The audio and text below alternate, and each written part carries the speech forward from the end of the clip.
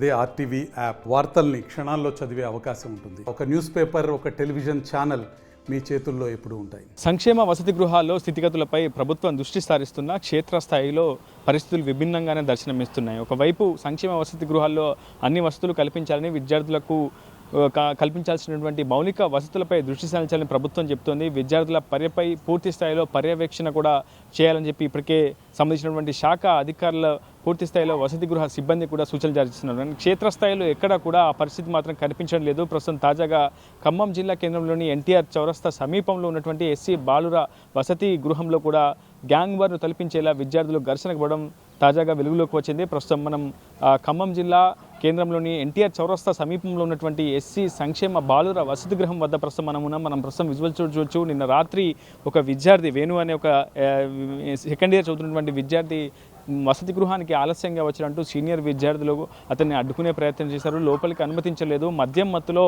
బయటికి వెళ్ళి వచ్చావంటూ కూడా అతన్ని అడ్డుకునే ప్రయత్నం చేశారు. ఈ నేపథ్యంలో సదరు ఎస్ఎన్ఆర్ బీజీఎన్ఆర్లో బీఎస్సీ సెకండ్ ఇయర్ చదువుతున్నటువంటి వేణు అనే విద్యార్థికి ఇదే వసతి గృహంలో ఉంటున్నటువంటి సీనియర్ విద్యార్థులకు మధ్య వాగ్వాదం తలెత్తింది. ఈ నేపథ్యంలో వేణు అనే విద్యార్థిని సీనియర్లు చితకబాదినట్లు మనకు సమాచారం అవుతుంది. అయితే ఆ బాధితుడు వెంటనే వైరా మండలం సంబంధించినటువంటి కొండకుడిమ అనే తన స్వగ్రామానికి వెళ్ళి అక్కడ ఉన్నటువంటి స్నేహితులను వెంట పెట్టుకొని ఈరోజు వచ్చి ఉదయం 10 గంటల సమయంలో ఇదే వసతి గృహంలో ఉన్నటువంటి మరో 5 సీనియర్లపై విచక్షణరహితంగా కర్రలతో దాడికి పాల్పడిన సమాచారం అవుతుంది. ఈ ఘటనలో మొత్తం 4 విద్యార్థులకు తీవ్రంగా గాయాలైనట్లు మనకు సమాచారం అవుతుంది. కర్రలతో నేరుగా వసతి గృహంలోకి వచ్చి దూసుకు వచ్చి ఇక్కడ ఉన్నటువంటి సీనియర్ విద్యార్థులపై కొండకుడిమ గ్రామస్తులు దాడి చేసినట్లయితే మనకి చాలా స్పష్టంగా సమాచారం అయితే అందుతుంది. ప్రస్తుతం ప్రధానంగా వసతి గృహాల్లో అటు పర్యవేక్షణ లోపం కారణంగానే ఇట్లాంటి ఘటనలు అయితే చోటు చేసుకుంటున్నాయనేది మనకు చాలా స్పష్టంగా అర్థమవుతుంది. ప్రస్తుతం విద్యార్థులందరినీ కూడా లోపడే ఉంచారు. ఎవరు కూడా బయటికి వెళ్ళొద్దని చెప్తున్నారు.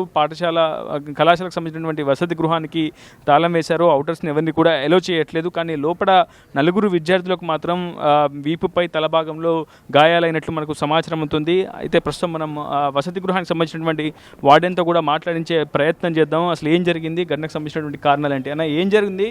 నిన్న రాత్రి మీరు వసతి గృహం వద్ద ఉన్నారా? ఎందుకు గ్యాంగ్ వారు తలపించే ఈ ఘటనపై మీరు ఏం చెప్తారు?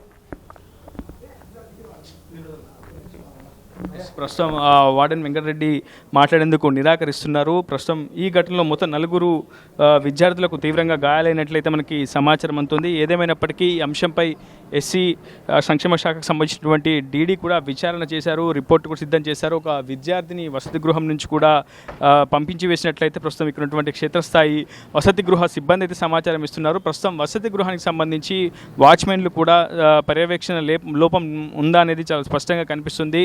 అటు వార్డెన్ నిరంతరం పర్యవేక్షణ ఉండాలి, అందుబాటులో ఉండాలి. ఎందుకు ఇంత నిర్లక్ష్యంగా వ్యవహరించాలనే అంశంపై ఇంకా క్లారిటీ అయితే రావాల్సింది. ఇప్పటికే డీడీ సత్యనారాయణ కూడా పూర్తి స్థాయిలో వెరిఫికేషన్ చేశారు.